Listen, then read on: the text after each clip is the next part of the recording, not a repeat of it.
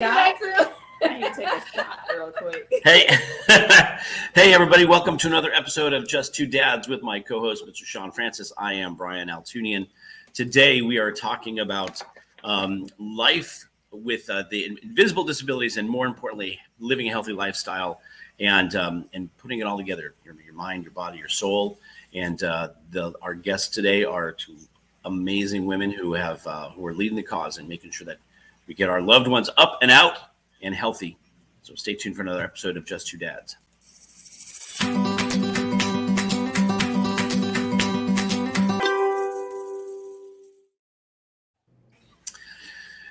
That seemed like a fast intro today. I'm not sure what happened. Hey, everybody, I'm Brian Altunian. Here was Sean Francis. And today's conversation is going to be great. So it's an aspect of our lives has to do with our physical well-being as well as our mental well-being, our soul's well-being as well. So today's going to be a great conversation. Before we jump into it, just want to thank you if you're catching us live on Facebook. Please leave us a comment. If we can, we'll put it up on the screen. And if you're catching us after the fact on our YouTube channel at We Are Just Two Dads, Just Two Dads, please hit the like and subscribe. And if you want to send us an email, a comment, something you'd like us to talk about, suggest somebody that we should be talking to on our podcast, please send us an email at wearejusttwodads@gmail.com. That's wearejusttwodads, no spaces, no dots, TWO, wearejusttwodads@gmail.com.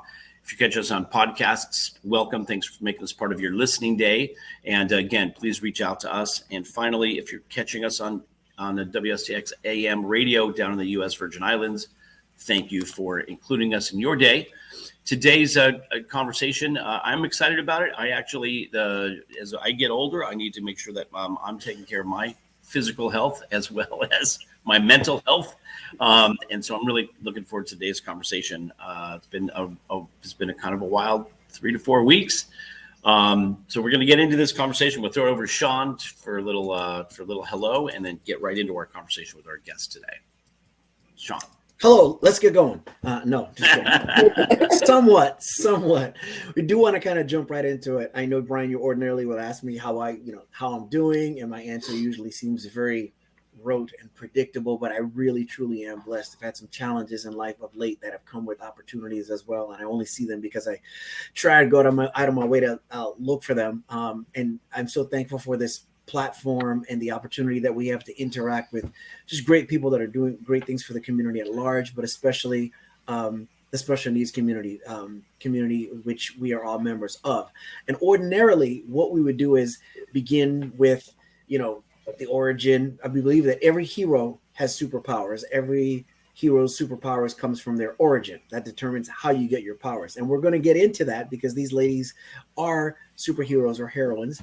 But what I want to do, which is a little different, is I want to start by you telling us about a little bit about the organization and what you do. And the women in the organization that we're talking about is PACE, Run for a Cause. And the founders are Nicole Hampton and Charmaine Carter. And what's amazing about these women is that they have this nonprofit organization that services a community, but they have professional backgrounds that are related and unrelated to the organization. And that's the epitome of somebody going out there and making a difference just because they want to do so. So to begin with, welcome to Just Two Dads.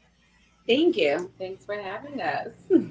So before we get into the origin of, each of you individually, tell us a little bit about PACE, Run for a Cause, exactly, what it is, because it's not your ordinary, nonprofit. You don't just raise money and awareness for the special needs community. Tell us a little bit about it, how it came to be, and exactly what it is that you do. Well, it came, honestly, we started something at the beginning. I had just finished my master's degree in applied behavior, because I went back to school to get my BCBA. And I started off thinking that I wanted to do a PACE consultant. So I wanted to start my own behaviorist agency. And Nicole and I met from running. We used to hike and run and do different things together. And with her background, she also had a history of working with special needs. I've been working with special needs for about 17 years now. I'm a social worker. I work at care homes, and I am the administrator there. So she and I were discussing um, my dreams as far as opening up a consultant agency, but I needed funding.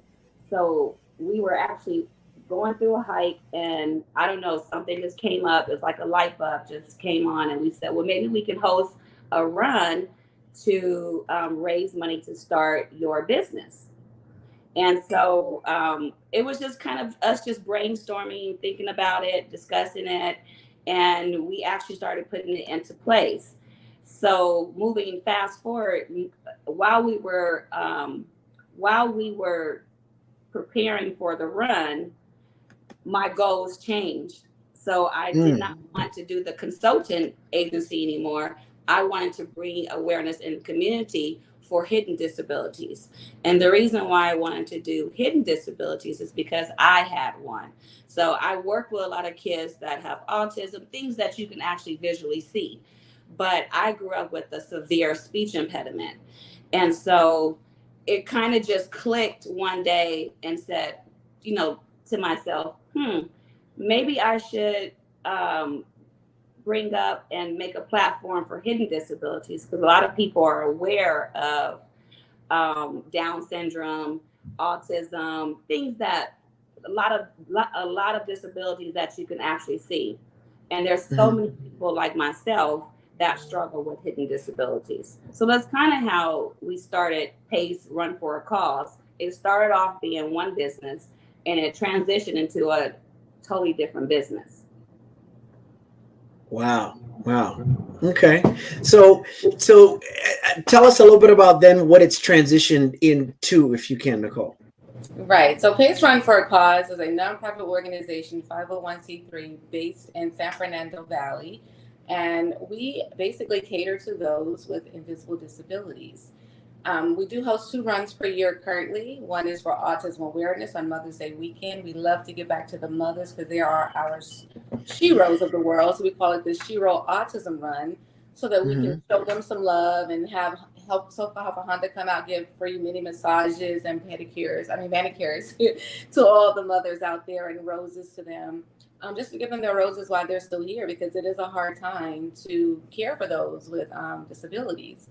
And we also host the second run always in October, Invisible Disabilities Month, and that one is for the hidden world, invisible disabilities. My mother had dementia, and she was diagnosed in her early 50s, like maybe 52, 53 years old. Wow. So I was her primary caregiver for 14 years. And so watching that journey of her having invisible disability and how people would treat her, and because she had very short-term memory, she remembered things from a long time ago, but nothing that was current. And so having to care for her and see how we were received in public was a reason why I was on board with invisible disabilities. And also back in my childhood, I was always drawn to, disabilities. When I was in elementary school, I would go and sit with the kids that were in special needs and eat lunch with them, because that was just something that I was just drawn to love on them and want to give back to them. So we both have a spirit for serving others, which is why we're here together today with PACE Run for a Cause. For different reasons, because I actually was one of those children. I was one of those girls that had a disability. Amazing. Yeah. It's a great stories. That's incredible. Yeah. That's something else. Go ahead. You were going to say something, Brian. No. I'm just sitting here in awe. I didn't have a chance to have. We generally do a pre-show conversation, and I wasn't available for that. So I'm hearing this for the first time along with everybody else.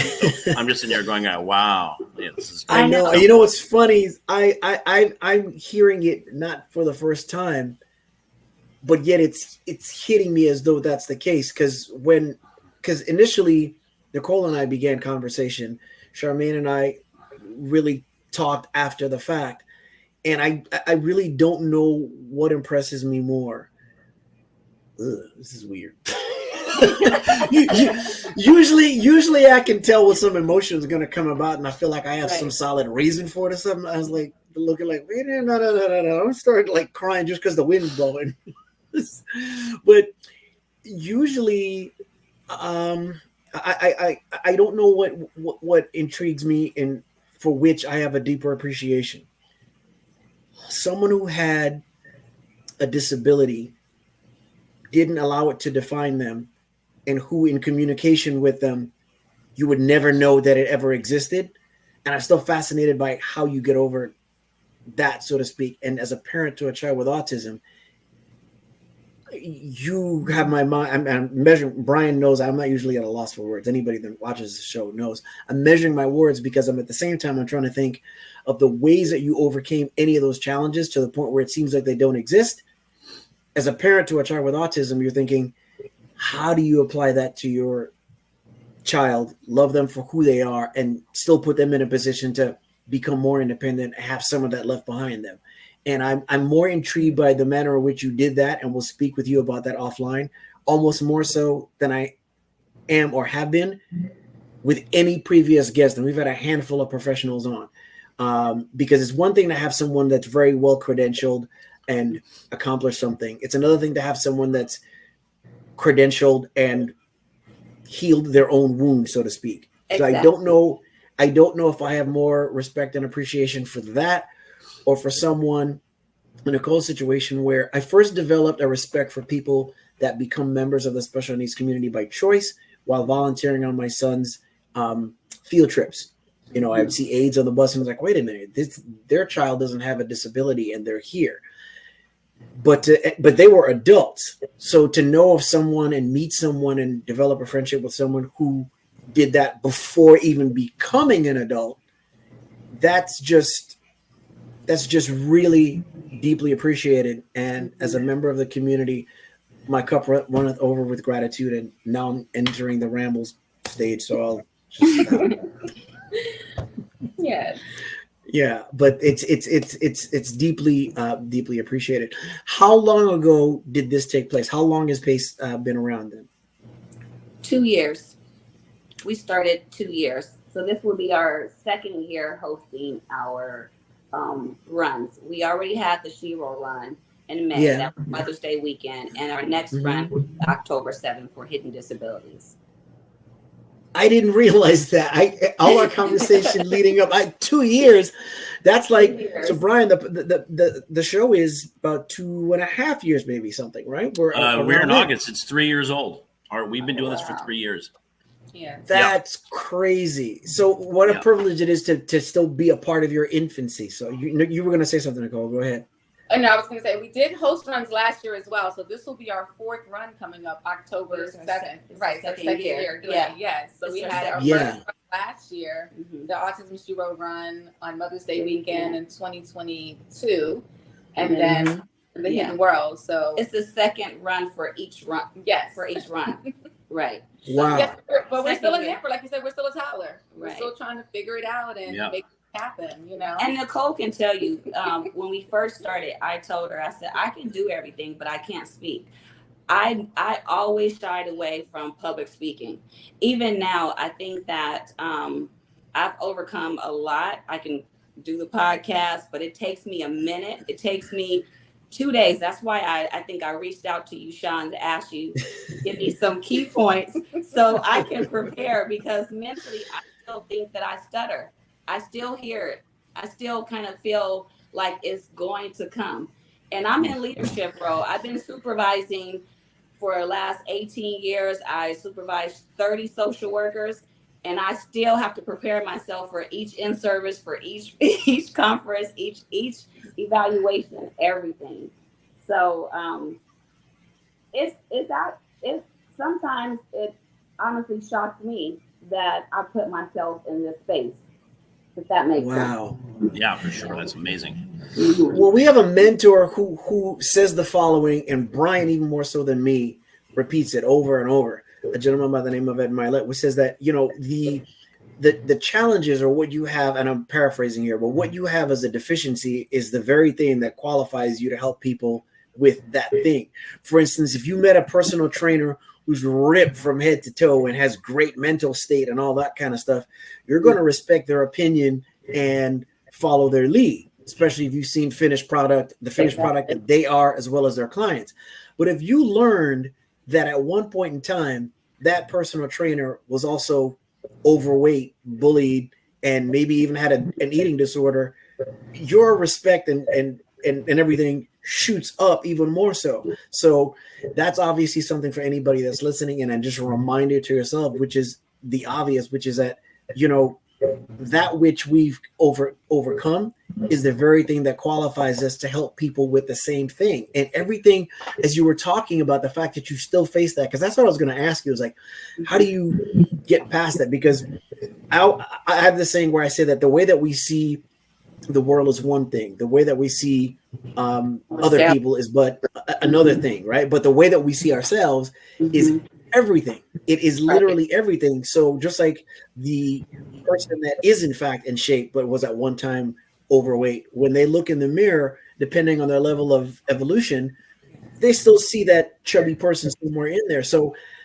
I'm really having trouble grasping the idea that you hear the stutter, because you look, sound, and feel like you are in the bosom of your natural element. I'm having a hard time with that. I really, really am. So tell us how you overcome that or get to this point, if you don't mind sharing. Well, you know what? Different leadership positions started approaching me at work, and I almost was forced into it. I was forced into a leadership position as far as a supervisor. And my supervisor told me that I should look into Toastmasters. So I started going to Toastmasters. Brilliant. And she told me to go to a Toastmaster that wasn't a big group. And she sent me to a senior citizen facility, but they hosted Toastmasters there. There was a retired senior facility. So she said that my audience would be less aggressive with me. And it was true, because they were happy to see me. So the motto is, go ahead. And I started attending that once a week, and then it became 3 times a week. And I just kind of grew out of feeling that initial anxiety. I still have some anxiety, but I've learned how to de-escalate it prior to me getting in front of the audience.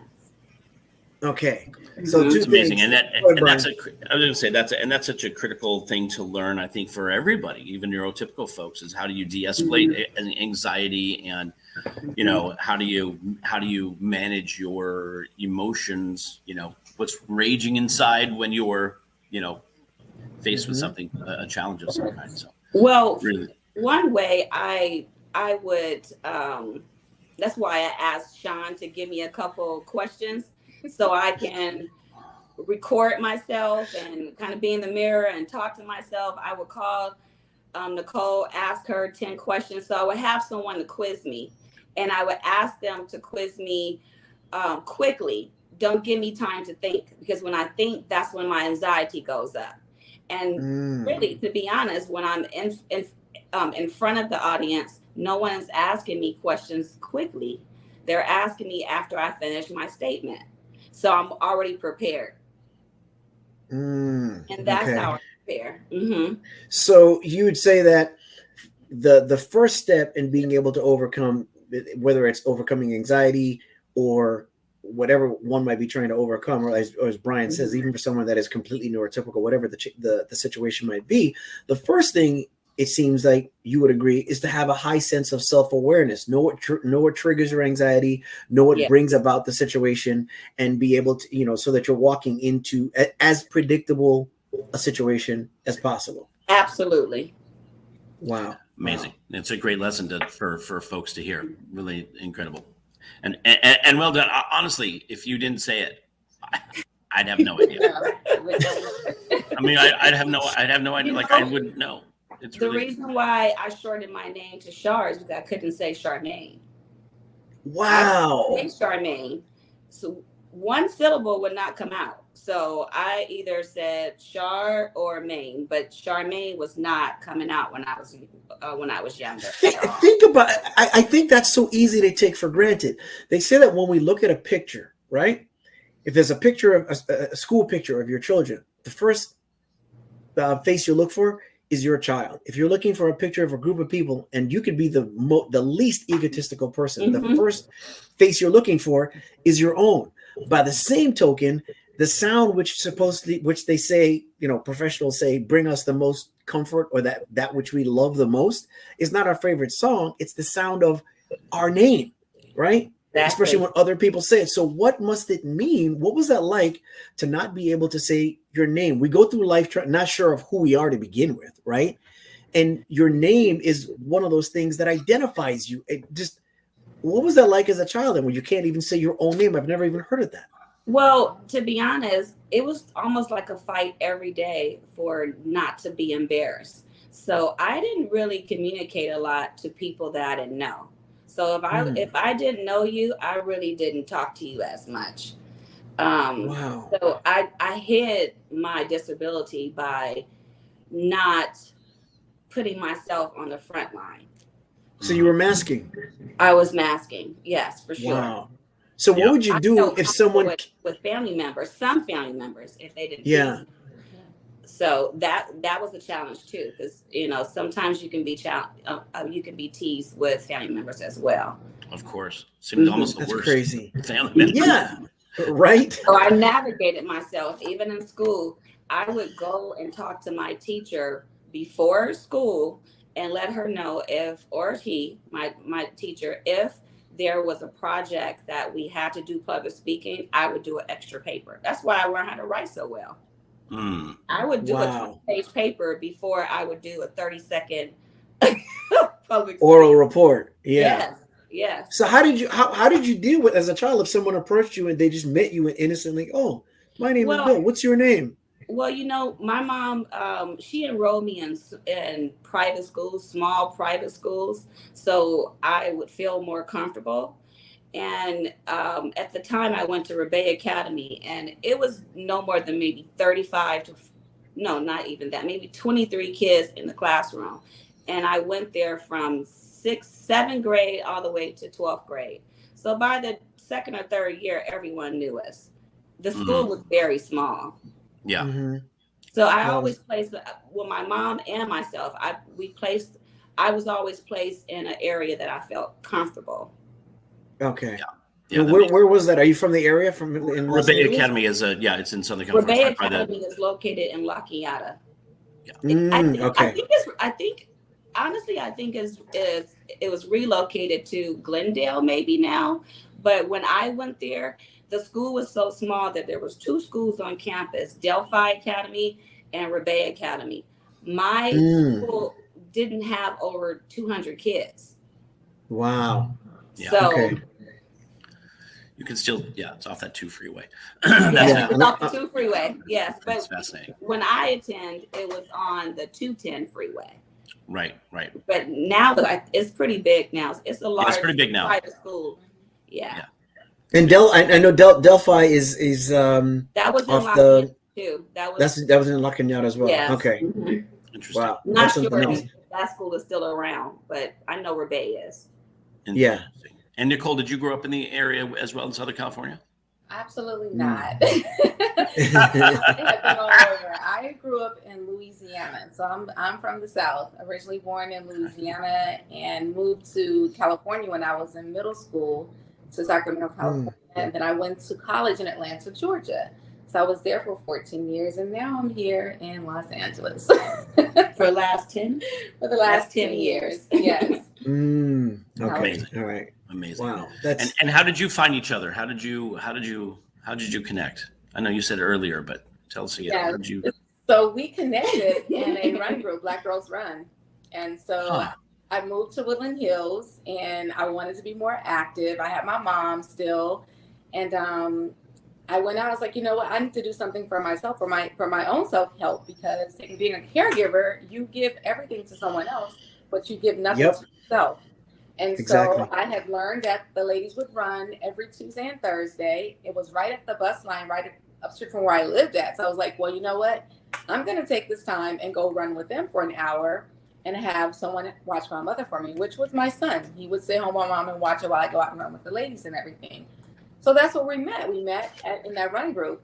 And because Charmaine is a social worker and she comes from servitude, we would talk about my situation, what I was with my mom and everything. I started helping her was with a her mom. huge help with helping me get caregivers, walking me through what I was doing, so that I can have more time for me and essentially us to do pay stuff, because it was very challenging when you are the primary caregiver and not having, the resources that you need to be giving to you to help with whatever your situation is. So, of course, very instrumental in helping me get the help that I needed.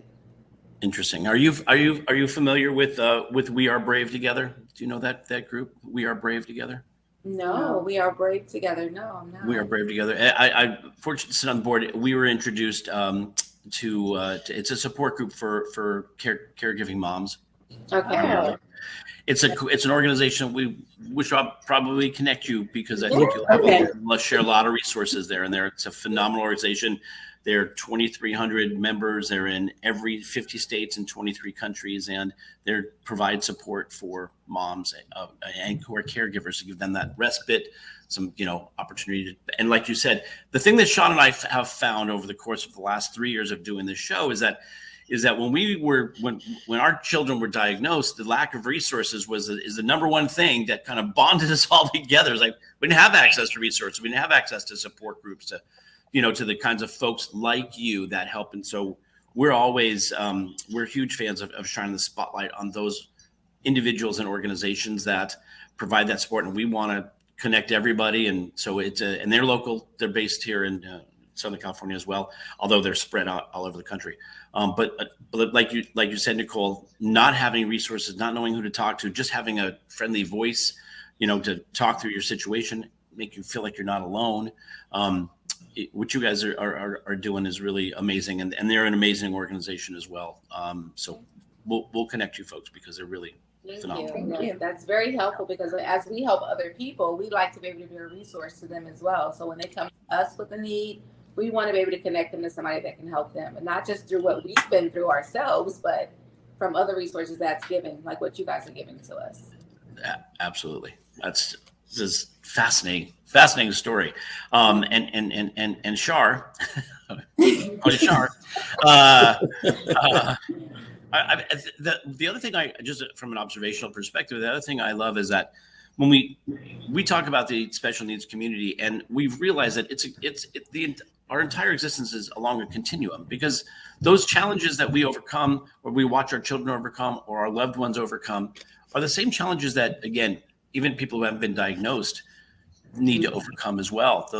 Again, anxiety. Speaking in front of public is the number one fear that most people have. And so the ability so when you share what you've overcome to be where you are. And by the way, again, like I said, I'm listening to you, and I'm so fascinated. And you're like, I have to prepare. By the way, I would say most people feel that way. If I had questions ahead of time and I could be prepared, my anxiety would go down. I think that that's true for everybody. And so it really is amazing to hear, your journey. And I think it's so helpful for other people to understand that, it's a journey that we all seek to, evolve and feel comfort in our world. And then last thing, I'm just making a comment here too, just for the sake of ramble, but Nicole, as Sean said, people who are drawn to those that have disabilities and drawn to those that have need, it's angelic. Like it's something special, it's you're put here on God's earth by God to reach out to those folks that other people ignore, or other people judge, or people look down on. And the fact that you, since a child, have made yourself available and, befriended and been drawn to it, it's angel walking the earth. So thank you. As Sean said, as a parent of a special needs child, it's a special place that you occupy here on the world. Yes. That came back to me as an adult. I own personal care homes for adults with mental disabilities, just so they could have their say in how they wanted to be treated, because I realized that they were also adults that just couldn't live on their own. So I wanted to provide them a place where they could live and they could give what they wanted to do as far as their activities, what they wanted to eat, and still be on their own without being with their family, because they have their own house. They have a house manager that takes care of them, someone that helps them prepare their food, someone that takes them to their outings and everything. And so that was something that as an adult, I was like, and now I have the opportunity to be able to give back to them in a different way. You know, I realized too, I was trying to figure out, well, why did I feel remotely emotional, earlier? I just got it too. but Brian just got it for the same reason. Yeah. And I think sometimes, when that's happening, I'm realizing like, wait a minute, I didn't wake up today feeling like I need to be heard, or we need, that everybody does. We always say, we end the show by saying there's no such thing as special needs. Everyone needs the same thing, to be seen, heard, loved, and know that they matter. But when you feel like, as a parent to a child with special needs, maybe you're seen in a way that's, I don't know, anything less than appropriate. When you have a conversation with someone that seems to see you or seeks to see you, and as a member of the community by a complete choice, that just really, really hits different. One of our previous guests made a post the other day. She says, this is for someone that, if you see someone with a child with special needs out and about, if you come up to them and you say, oh my gosh, I don't know how you do it. You may think you're offering something that's positive. It is anything but. And as she said that, my heart broke. And I said, yeah, I know it's not normalizing anything. It's implying that if I was in your shoes, I would have locked them up. I just couldn't do what you do. And it does the exact opposite, so it's not just a matter of being seen and heard, being seen and showing that you have a desire to understand, and so when someone outside of the community steps in and says, hey, can I join? Can I be here? You're used to people. Yeah. Yeah. Yep. You're used to people you're used to people not seeing your child. And then when you think of the future, now I'm getting off on a whole ramble. But when you think about the time when you're not here, you're like, is anybody going to see them? Is anybody going to love them? And when somebody that's not even a member of that community just says, I want in, that just means just means a lot. Yeah. Anyway, we're emotional.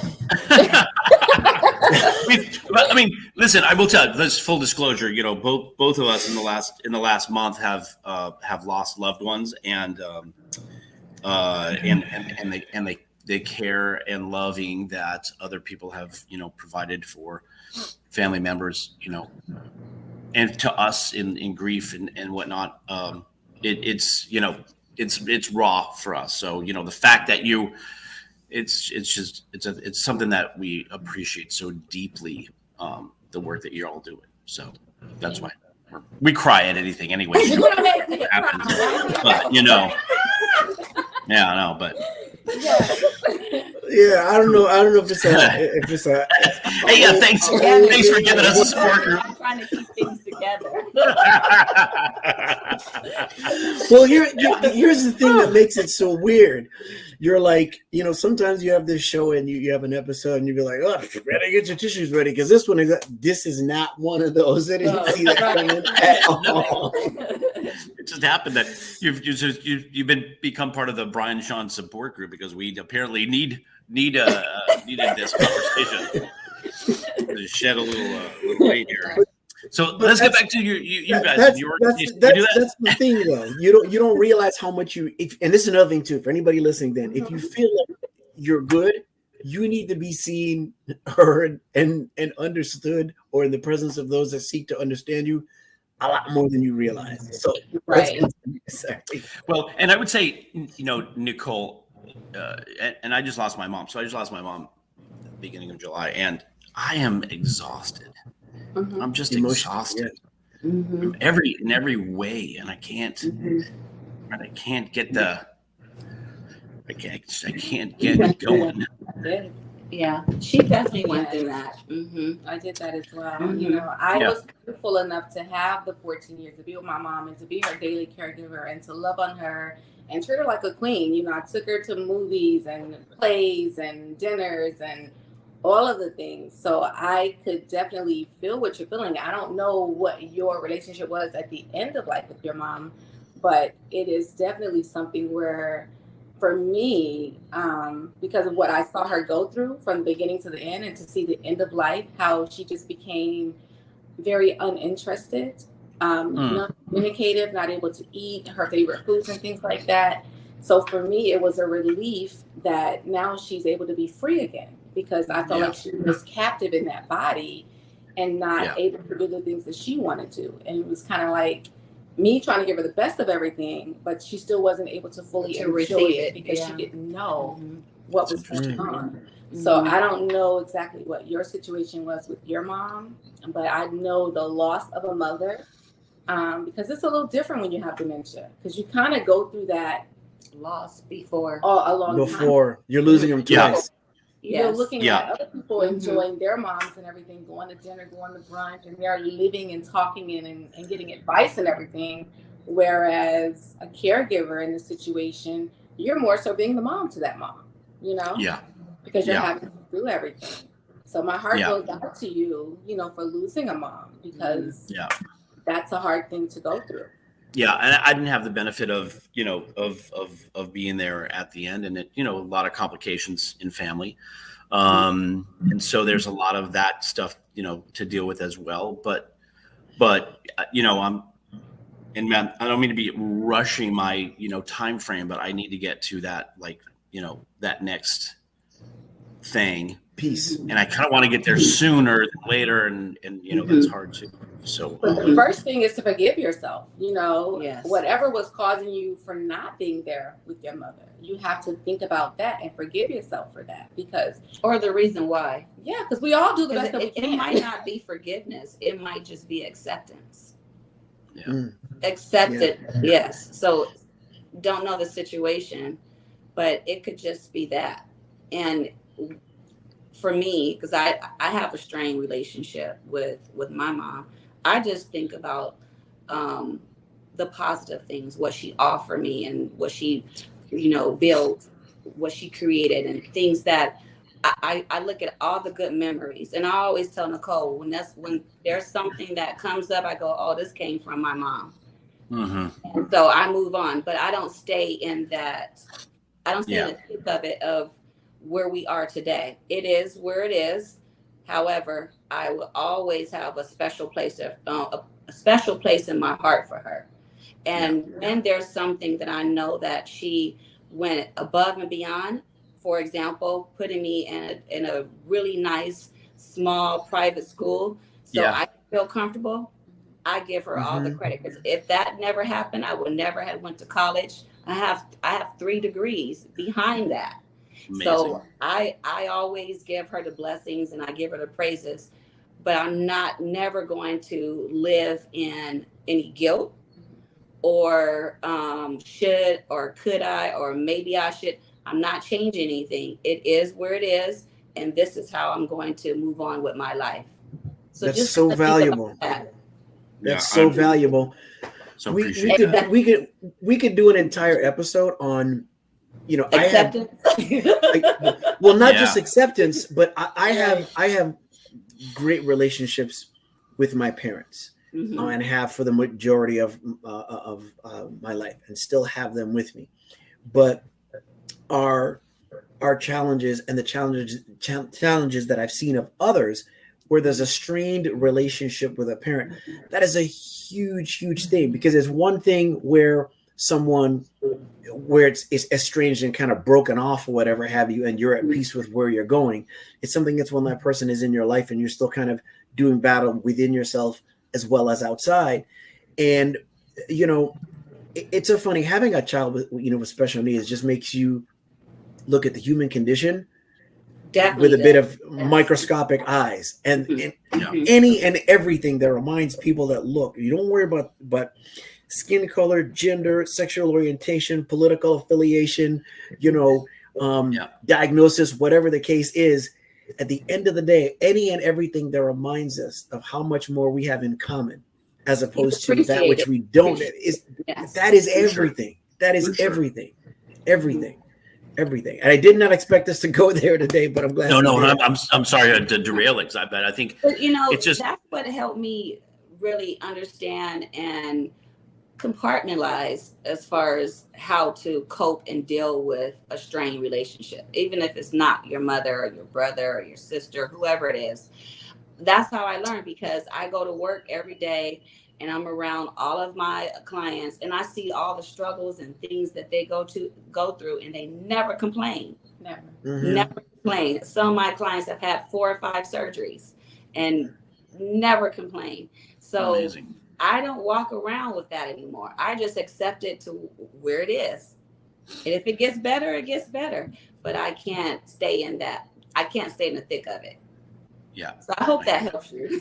No, it does tremendously. And I listen, I appreciate it. And this is, again, the value that you bring to your, I want to say your constituency, but to your, to the people that you serve, is more than just providing a run in October and roses and whatnot on Mother's Day. It's a valuable service, and so thank you for the contribution to me. I wasn't really seeking out, and it just sort of came. But it shows also your humanity, and that I think that we need that, and we need to highlight that today almost more than anything. So thank you. Appreciate what you're both doing. So I'll sit here in my puddle. Yeah. Just throw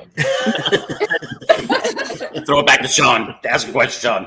But I'll just say this. I will say. Now I see you never know where the direction will turn on this podcast. It's so why we never didn't give me any.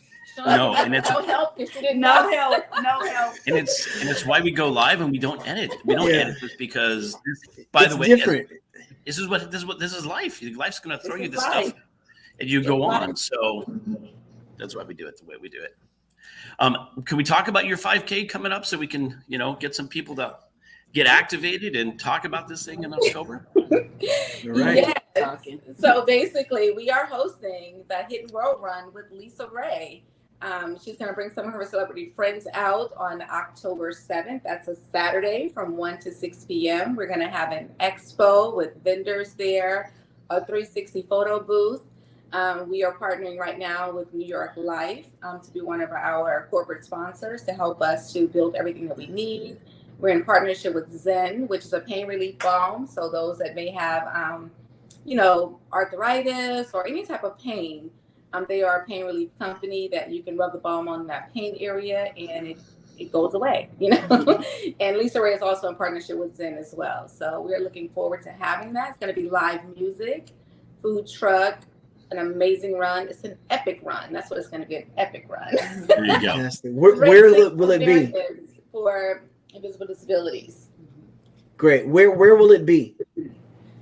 It's going to be at Lake Balboa, Woodley Park Section 1. So that is in Encino, Van Nuys area. Southern California. Fantastic. Beautiful. Yeah, I'm excited about that, and I think a 5K runs, is good. Again, we are brave together. They do that too. It's a way to get out and get with your community and be out and have some excitement and add some health and wellness to your life as well. So health, wellness, fun, all for a good cause. And the reason behind this Invisible Disabilities Run is for a youth summer camp that we would love to do for invisible disabilities. So just like your children, I don't know if you're able to send them to camp right now for the summer because of their disabilities or whatever, but this camp will be all inclusive. So whatever disability you may have, we're putting together a summer camp so they can come together for next year and they can have that buddy, that pal relationship that they could, build relationships outside of their world. That's great. And people should go to your website, and then there's a sign up to participate. And then are you still taking applications for a booth and great, and donors, you raising money, but this is to raise money. Do you have a goal in mind? What's your goal to accomplish? Our goal is to raise $50,000. That is the goal to help us to get this summer camp off the ground and everything. And they can go to pace5k.com and register for the Hidden World Run. On that website, you have the opportunity to get a vendor booth there. You have opportunities to volunteer, as well as donate. Donate to the cause. If you cannot run and you want to walk, that's great. If you just want to come and just be in the environment, it's free to come out and just join us. And also sponsorship package. Yeah. Beautiful. And if they're not here in Southern California and can't be here in person, they can at least make a donation. They can contribute. They can sponsor. So that's an important thing. I'm a huge fan of highlighting these events for folks because, it's one thing to shine the spotlight and have a platform, but you're doing this for a reason, and everything requires financing and funding. And if we can help you raise some money and pull this event off, it's for a good cause, because it's going to go towards a camp that, in summer of 2024, it's an amazing thing. And hopefully people will take a minute, go to Pace 5K. By the way, it's a beautiful website. I've been on it. And we really well done. We have virtual running as well. Beautiful. Signed up for virtual runs. That's great. Some people don't know what that is, and I've heard it for the first time a week ago. And so let me just tell that. Yeah. Virtual running is running where you are. Running. No, that's that. So let's say I know. Virtual running is what I do when I cross a crosswalk, and the lights flashing and people looking. I'm like, I virtually run, Not what virtual running is. Virtual running is running in your city and location, wherever it's safest for you. So just go. If you live in Atlanta, Georgia, for example, and if you want to run around Piedmont Park, if you sign up for the virtual option, you still receive the T-shirt that we have, which was a custom-made T-shirt for the actual Hidden World Run, as well as a race medal. So you still get the benefits of getting the swag. Love it. That's fantastic. That's just great.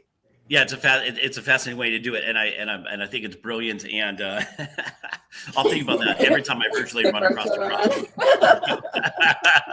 I don't know if that's running or dancing or something like that. You turn to the side.